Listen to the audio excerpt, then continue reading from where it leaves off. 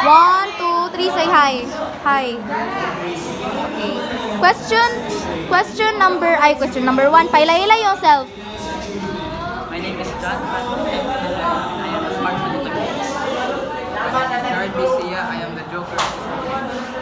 And I'm Supervisor Pereira, and I am the Joker in our group. Question number 1.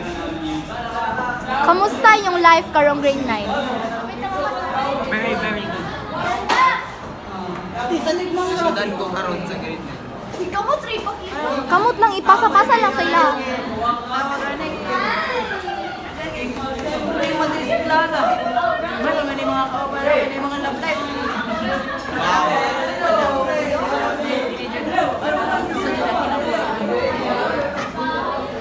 Unsay message niyo sa iyong future self? Ang message ako sa